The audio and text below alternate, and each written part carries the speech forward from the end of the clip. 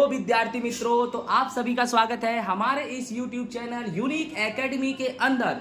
तो विद्यार्थी मित्रों, आज हम गाला असाइनमेंट कक्षा 12 सब्जेक्ट आंकड़ा शास्त्र का पेपर नंबर 5 का विभाग बी सॉल्व करने जा रहे हैं, जिसमें हमारा पहला नंबर क्वेश्चन 21वां नंबर है कि सूचकांक की रचना में भार अर्थात क्या, और अस्पष्ट भार की दो प्रचलित विधियों का नाम भी बताना है। तो हमसे सबसे पहले हमें इसमें क्या लिखना है, भार की परिभाषा लिखनी है। किसकी परिभाषा लिखनी है? भार की। और अस्पष्ट भार की दो प्रचलित विधियों के नाम भी लिखना है। तो सबसे पहले हम भार की परिभाषा देखेंगे। तो भार किसे कहते हैं? वस्तु को उसके महत्व के अनुसार, किसके अनुसार?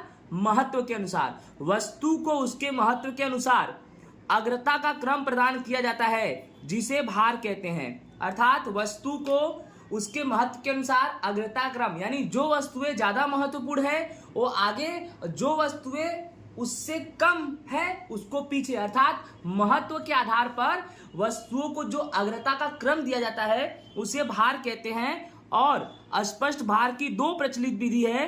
पहला नंबर है कुल खर्च की विधि और दूसरा नंबर है पारिवारिक अंदाज पत्र की विधि।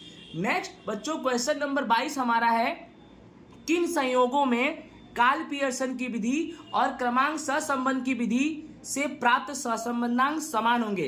अर्थात ऐसी कौन सी परिस्थितियां हैं जिसमें कार्ल पियर्सन की विधि से और क्रमांक सहसंबंधांक की विधि से जो सहसंबंधांक की कीमत निकालेंगे वे समान होंगे? तो कौन सी परिस्थिति? ध्यान से देखो, जब दो सहसंबंधित चल की कीमत में प्रथम n प्राकृतिक संख्याओं की पसंदगी हो। याद रखना, क्या बोला मैंने? जब दो सहसंबंधित चल की कीमत में प्रथम n प्राकृतिक संख्याओं की पसंदगी हो तो कार्ल पियर्सन और स्पीयरमैन की विधि यानी क्रमांक सहसंबंधांक की विधि, दोनों में सहसंबंधांक की कीमत क्या होगी बच्चों? समान होगी। नेक्स्ट हमारा क्वेश्चन नंबर 23 क्या है, नियत संबंधांक किस परिवर्तन से स्वतंत्र और किस परिवर्तन से अस्वतंत्र है? अर्थात नियत सहसंबंधांक कौन से परिवर्तन से स्वतंत्र है और कौन से परिवर्तन से अस्वतंत्र है? तो नियत सहसंबंधांक उद्गम बिंदु परिवर्तन से स्वतंत्र है। बोलो, स्वतंत्र किससे है? उद्गम बिंदु परिवर्तन। और माप परिवर्तन से स्वतंत्र नहीं है, मतलब अस्वतंत्र है। यानी नियत सहसंबंधांक उद्गम बिंदु परिवर्तन से स्वतंत्र है और माप परिवर्तन से अस्वतंत्र यानी स्वतंत्र नहीं है। नेक्स्ट हमारा क्वेश्चन नंबर 24 है, सामायिक श्रेणी में आलेख विधि का मुख्य मर्यादा बताओ। अर्थात सामायिक श्रेणी में जो आलेख की विधि है उसके दोष बताओ, मुख्य मर्यादा बताओ। तो आलेख की पद्धति में सामायिक श्रेणी के झुकाव का सटीक अंदाज प्राप्त नहीं हो सकता है। अर्थात बेटा, जो झुकाव का मूल्य ज्ञात होता है वह आलेख की विधि में स्पष्ट नहीं होता है, यानी लगभग करके आता है। इसीलिए ये इसका क्या बन गया? मर्यादा बन गया। ओके। नेक्स्ट हमारा क्वेश्चन नंबर 25 क्या है दोस्तों? तो 25 ये है कि एक समतोल पासे को और एक समतोल सिक्के को एक साथ उछालेंगे तो प्रयोग का निदर्शावकाश लिखो। एकदम आसान है बच्चों, यानी बस याद रखना, एक पासा है और एक सिक्का है और दोनों को हम एक साथ उछालेंगे, दोनों को हम एक साथ उछालेंगे, उसका निदर्शावकाश लिखना है। ओके। तो देखो, एक समतोल पासे पे कितने परिणाम आएंगे? 1 से लेके 6, और सिक्के पे कितना आएगा? H और T। तो पहले देखो 1 2 3 4 5 6 और सभी के साथ क्या लगा दो? H, सिक्के का H। फिर 1 2 3 4 5 6, अब सभी के साथ क्या लगा दो? सिक्के वाला T। तो एक पासा और एक सिक्का एक साथ उछल गया। जहां H बराबर छाप है और T बराबर काटा, और पासे पर का अंक कितना है? 1 2 3 4 5 6। इस तरह से ये हो गया तुम्हारा। फिर से समझो, एक समतोल पासा है तो पासे पे 1 से लेके 6 अंक आएंगे, तो 1 से लेके 6 अंक के साथ पहले H लिख दो, फिर 1 से लेके 6 अंक के साथ T लिख दो। समझ में आ गया होगा आपको। नेक्स्ट क्वेश्चन हमारा क्या है बच्चों? क्वेश्चन नंबर 26, द्विपदी संभावना वितरण में P बराबर 1/4 हो तो उसकी विषमता के विषय में आप क्या कहेंगे? तो बेटा P बराबर 1/4 जो 1/2 से कम है। याद रखना, p बराबर जो 1/4 है वो 1/2 से कम है। आप बोलोगे कैसे सर? तो 1/4 का मतलब होता है 0.25 और 1/2 का मतलब होता है 0.50। तो आप ही दिमाग लगाओ कि 1/4 1/2 से कम है, तो p बराबर 1/4 जो 1/2 से कम है, जिससे द्विपद संभावना वितरण में धन विषमता है, ऐसा कहा जाएगा। यानी जब p की कीमत 1/2 से कम हो तो धन विषमता, और जब p की कीमत 1/2 से ज्यादा हो तो ऋण विषमता। ठीक है, नेक्स्ट हमारा क्वेश्चन क्या है? 27 नंबर। प्रमाणित प्रमाण चल के लिए चतुर्थक विचलन और औसत विचलन की लगभग कौन सी कीमत है? तो प्रमाणित प्रमाण चल के लिए चतुर्थक विचलन की कीमत कितनी होती है? 2/3 और औसत विचलन की अंदाजित कीमत होती है 4/5। ठीक है, समझ में आ गया होगा ना? प्रमाणित प्रमाण चल के लिए चतुर्थक विचलन की कीमत 2/3 और औसत विचलन की कीमत 4/5। वो भी कौन सी कीमत है? ये अंदाजित कीमत है। कौन सी कीमत है? अंदाजित। नेक्स्ट हमारा क्वेश्चन नंबर 28 क्या है?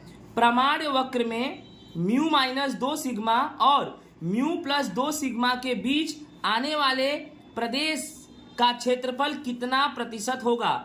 तो प्रमाण वक्र में म्यू माइनस सिग्मा और म्यू प्लस सिग्मा अर्थात म्यू प्लस माइनस सिग्मा के बीच के प्रदेश का क्षेत्रफल 95.45% होगा। याद रखना, प्रमाण वक्र में म्यू, देखो यहां पर देखो म्यू माइनस 2 सिग्मा, यहां पे म्यू प्लस 2 सिग्मा, तो साथ में लिखेंगे म्यू प्लस माइनस 2 सिग्मा और इनके बीच के प्रदेश का क्षेत्रफल 95.45% होता है। नेक्स्ट क्वेश्चन, एन कोष्टक में 16 0.5 को अंतराल स्वरूप और मानांक स्वरूप में दर्शाना है। ओके, तो बच्चों कैसे करेंगे ध्यान दो। पहले तो जो एन कोष्टक में 16 और 0.5 है, ये कौन सा स्वरूप है? तो पहले जान जाओ, ये तुम्हारा सामीप्य स्वरूप है। कौन सा स्वरूप? सामीप्य, जिसमें जो 16 है ना वो ए है और जो 0.5 है ना वो तुम्हारा क्या है? डेल्टा है। तो अंतराल स्वरूप का सूत्र होता है a minus delta a plus delta, यानी a में से डेल्टा घटाओ तो a कितना है? 16 में से 0.5 घटाओ, फिर a प्लस डेल्टा 16 में 0.5 जोड़ो, तो 16 में से 0.5 घटाएंगे तो 15.5 आएगा और 16 में 0.5 जोड़ेंगे तो 16.5 आएगा। अब कौन सा स्वरूप दर्शाना है? मानांक। तो मानांक स्वरूप होता है, मानांक में x माइनस a उसके बाद लेस देन डेल्टा। तो आपका मानांक x माइनस a की जगह पे क्या लिख दोगे? 16, फिर मानांक, फिर लेस देन, यहां पर कितना आ जाएगा तुम्हारा? 0.5। ठीक है, समझ में आ गया कि नहीं आ गया? नेक्स्ट हमारा क्वेश्चन क्या है? y बराबर 6x की घात 3 प्लस 7/2x की घात 2 प्लस 6/5x इसकी घात कुछ नहीं है, तो मैंने कितना मान लिया है? 1 माइनस 8 हो तो dy/dx ज्ञात करो। कैसे ज्ञात करना है ध्यान दो। dy/dx, जैसे आपके पास 6x की घात 3 है ना, तो 3 का गुणा 6 में करो तो कितना होएगा? 18 ना। फिर क्या बचा? x, और जो 3 है ना उसको 1 कम कर दो, 2, यानी तुम्हारा देखो 18x की घात 2 आ गई, इसका उत्तर। प्लस प्लस, अब देखो 7/2 है ना, फिर x की घात 2, तो 2 का गुणा 7 में करो तो कितना आएगा? 14 आएगा। ठीक है, बटे में क्या? 2, फिर x, अब 2 है ना उसको 1 कम कर दो, कितना होगा? 1, फिर 2 7 14, 7x की घात 1। अब 7x की घात 1 का मतलब सिर्फ 7x लिख सकते हो। ठीक है, फिर क्या है तुम्हारा? प्लस, फिर है तुम्हारा 6/5x, इसकी घात कुछ नहीं तो कितना मान लो? 1। अब 1 का गुणा 6 से करो तो 6 और बटे में 5।